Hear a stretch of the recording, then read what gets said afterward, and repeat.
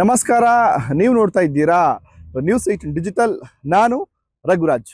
ಕೋಲಾರ ಜಿಲ್ಲೆಯ ಮಾಲೂರು ತಾಲೂಕಿನಲ್ಲಿ ಸುಮಾರು 3200 ಕೋಟಿ ಅಭಿವೃದ್ಧಿ ಕಾಮಗಾರಿಗಳಿಗೆ ಚಾಲನೆಯನ್ನು ಕೊಡಲಿಕ್ಕೆ ಆಗಸ್ಟ್ 10ಕ್ಕೆ ಸಿಎಂ ಡಿ.ಕೆ. ಶಿವಕುಮಾರ್ ಅವರು ಭೇಟಿಯನ್ನು ಕೊಡ್ತಾ ಇರತಕ್ಕಂಥದ್ದು.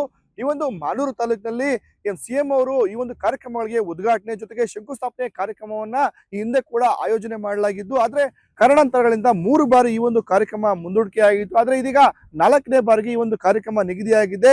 ಆಗಸ್ಟ್ 10ಕ್ಕೆ ಈ ಒಂದು ಕಾರ್ಯಕ್ರಮ ನಿಗದಿಯಾಗಿರ್ತಕ್ಕಂಥದ್ದು. ಸೋಮವಾರ ಬೆಳಗ್ಗೆ 11 ಗಂಟೆಗೆ ಸಿಎಂ ಡಿ.ಕೆ. ಶಿವಕುಮಾರ್ ಅವರು ಜೊತೆಗೆ ಡಿಸಿಎಂ ಆಗಿರ್ತಕ್ಕಂಥ ಡಾಕ್ಟರ್ ಜಿ ಪರಮೇಶ್ವರ್ ಅವರು ಸೇರಿದಂತೆ ವಿವಿಧ ಇಲಾಖೆಗಳ ಸಚಿವರು ಕೂಡ ಒಂದು ಕಾರ್ಯಕ್ರಮದಲ್ಲಿ ಭಾಗಿಯಾಗಲಿದ್ದಾರೆ. ಸುಮಾರು 3200 ಕೋಟಿ ವೆಚ್ಚದ ವಿವಿಧ ಅಭಿವೃದ್ಧಿ ಕಾಮಗಾರಿಗಳು ಜೊತೆಗೆ ಶಂಕುಸ್ಥಾಪನೆ ಒಂದು ಕಾರ್ಯಕ್ರಮವನ್ನು ಕೂಡ ಹಮ್ಮಿಕೊಂಡಿರ್ತಕ್ಕಂಥದ್ದು. ಸುಮಾರು 57 ಇಲಾಖೆಗೆ ಸಂಬಂಧಪಟ್ಟಂತೆ ಒಂದು ಉದ್ಘಾಟನಾ ಕಾರ್ಯಕ್ರಮ ಜೊತೆಗೆ 39 ಇಲಾಖೆಗೆ ಸಂಬಂಧಪಟ್ಟಂತೆ ಒಂದು ಶಂಕುಸ್ಥಾಪನೆ ಒಂದು ಕಾರ್ಯಕ್ರಮವನ್ನು ಕೂಡ ಹಮ್ಮಿಕೊಂಡಿರ್ತಕ್ಕಂಥದ್ದು. ಬರೋಬ್ಬರಿ 3200 ಕೋಟಿ ವೆಚ್ಚದ ವಿವಿಧ ಅಭಿವೃದ್ಧಿ ಕಾಮಗಾರಿಗಳಿಗೆ ಅಂದು ಸಿಎಂ ಡಿ.ಕೆ. ಶಿವಕುಮಾರ್ ಅವರು ಚಾಲನೆಯನ್ನು ಕೂಡ ಕೊಡ್ಲಿಕ್ಕಿದ್ದಾರೆ. ಆದ್ರೆ ಈ ಒಂದು ಕಾರ್ಯಕ್ರಮ ಹಿಂದೆ ವಿವಿಧ ಕಾರಣಾಂತರಗಳಿಂದ ಮುಂದೂಡಿಕೆಯಾಗಿತ್ತು. ಕಳೆದ ಜೂನ್ 8ರಂದು ಕೂಡ ಈ ಒಂದು ಕಾರ್ಯಕ್ರಮ ನಿಗದಿಯಾಗಿತ್ತು.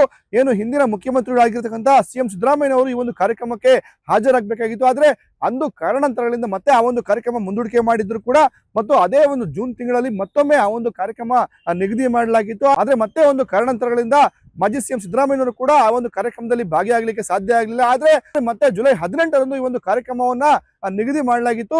ಇಂದಿನ ಮುಖ್ಯಮಂತ್ರಿಗಳಾಗಿರ್ತಕ್ಕಂಥ ಡಿ.ಕೆ. ಶಿವಕುಮಾರ್ ಈ ಒಂದು ಕಾರ್ಯಕ್ರಮಕ್ಕೆ ಬರಬೇಕಾಗಿತ್ತು. ಆದ್ರೆ ಅವರು ಸಚಿವ ಸಂಪುಟ ವಿಸ್ತರಣೆ ಹಿನ್ನೆಲೆಯಲ್ಲಿ ಆ ಒಂದು ಟೆನ್ಷನ್ ಅಲ್ಲಿ ಈ ಒಂದು ಕಾರ್ಯಕ್ರಮವನ್ನು ಮತ್ತೆ ಒಂದು ಮುಂದೂಡಿಕೆ ಮಾಡಲಾಗಿತ್ತು. ಹಾಗಾಗಿ ಕಳೆದ ಹೆಚ್ಚು ಕಮ್ಮಿ 20 ರಿಂದ 25 ದಿನಗಳಿಂದ ಈ ಒಂದು ಮಾಲೂರು ತಾಲೂಕಿನ ಚೊಕ್ಕಂಡಳ್ಳಿ ಗೇಟ್ ಬಳಿ ಒಂದು ಜರ್ಮನ್ ಪೆಂಡಾಲ್ ವ್ಯವಸ್ಥೆಯನ್ನು ಕೂಡ ಮಾಡಿರ್ತಕ್ಕಂಥದ್ದು. ಹಾಗಾಗಿ ಕಳೆದ 20 ರಿಂದ 25 ದಿನಗಳ ಕಾಲದಿಂದಲೂ ಕೂಡ ಈ ಒಂದು ಮಾಲೂರು ತಾಲೂಕಿಗೆ ಸಿಎಂ ಯಾವಾಗ ಬರ್ತಾರೆ, ಆ ಒಂದು ಕಾರ್ಯಕ್ರಮ ಯಾವಾಗ ಒಂದು ನಿಗದಿಯಾಗುತ್ತೆ ಎನ್ನುವಂತ ನಿಟ್ಟಿನಲ್ಲಿ ಕೂಡ ಆ ಒಂದು ಭಾಗದ ಶಾಸಕರು ಆಗಿರ್ತಕ್ಕಂಥ ಕೆ.ವಿ. ನಂಜೇಗೌಡ ಅವರು ಜೊತೆಗೆ ಆ ಒಂದು ತಾಲೂಕು ಮಟ್ಟದ ಅಧಿಕಾರಿಗಳು ಕೂಡ ಎದುರು ನೋಡ್ತಾ ಇದ್ರು. ಆದ್ರೆ ಈ ಒಂದು ಕಾರ್ಯಕ್ರಮ ಇದೀಗ ಆಗಸ್ಟ್ 10ರಂದು ನಿಗದಿ ಕೂಡ ಆಗಿರ್ತಕ್ಕಂಥದ್ದು.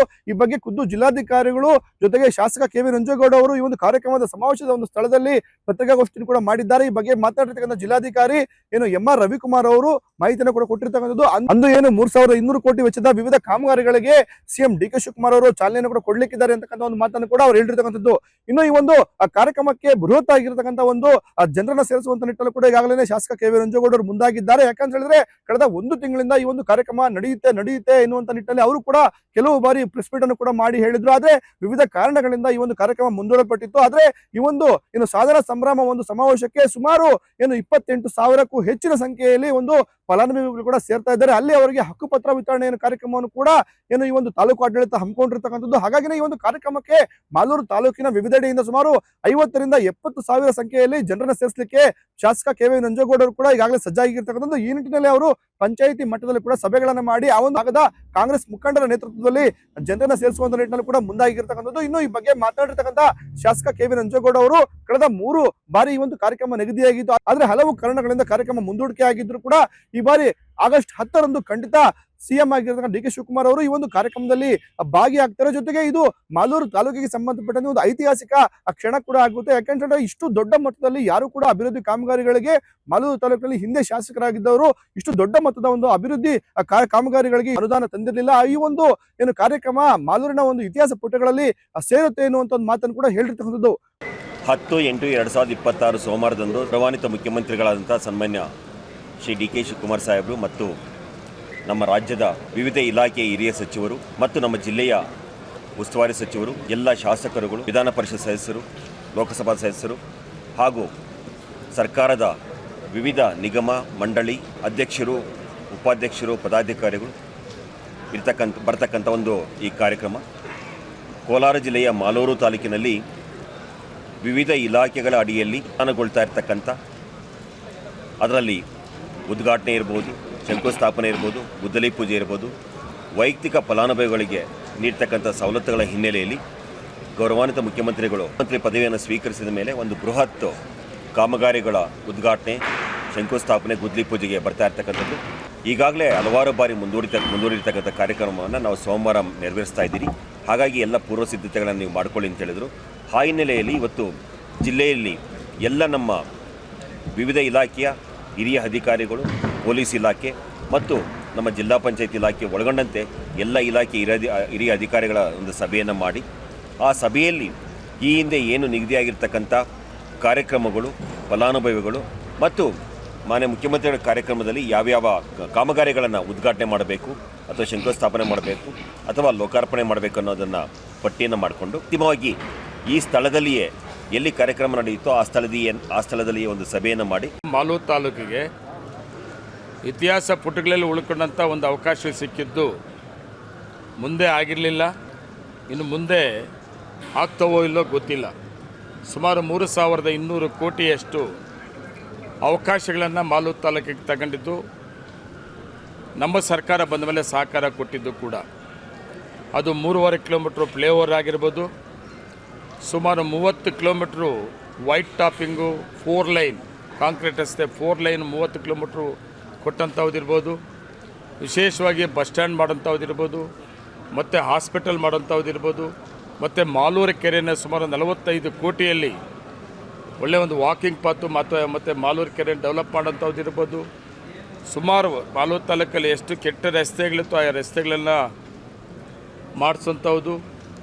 ಇದನ್ನು ಗುದ್ದಲಿ ಪೂಜೆ ಮತ್ತು ಉದ್ಘಾಟನೆ ಮಾಡಿಸ್ಬೇಕು ಅಂತೇಳಿ ಸರ್ಕಾರ ಬಂದ ಮೇಲೆ ಸನ್ಮಾನ್ಯ ಮಾಜಿ ಮುಖ್ಯಮಂತ್ರಿಗಳಾದ ಸಿದ್ದರಾಮಯ್ಯವ್ರ ಕಾಲದಲ್ಲಿ ಮಾಡಿಸ್ಬೇಕು ಅಂತ ಹೊರಟಿವಿ.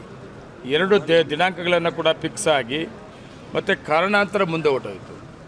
ಮತ್ತು ಸರ್ಕಾರದಲ್ಲಿ ಮುಖ್ಯಮಂತ್ರಿಗಳ ಬದಲಾವಣೆ ಆದಮೇಲೆ ಈಗಿನ ಮುಖ್ಯಮಂತ್ರಿಗಳಾದ DK ಶಿವಕುಮಾರಣ್ಣವ್ರನ್ನ ನಾನು ರಿಕ್ವೆಸ್ಟ್ ಮಾಡಿದ್ದೆ, ಇಂಥ ಕಾರ್ಯಕ್ರಮದಲ್ಲಿ ಭಾಗವಹಿಸಬೇಕಾಗ್ತದೆ, 2 ಡೇಟ್ ಮುಂದೆ ಹೋಗಿದೆ ಅಂತೇಳಿ. ಅದೇನೇ ಆಗಲಿ ಬರ್ತೀನಿ ಅಂತೇಳಿ ನನಗೆ ಡೇಟ್ ಕೂಡ ಕೊಟ್ಟಿದ್ದರು. 8ನೇ ತಾರೀಕು ಡೇಟ್ ಕೂಡ ಕೊಟ್ಟಿದ್ದರು.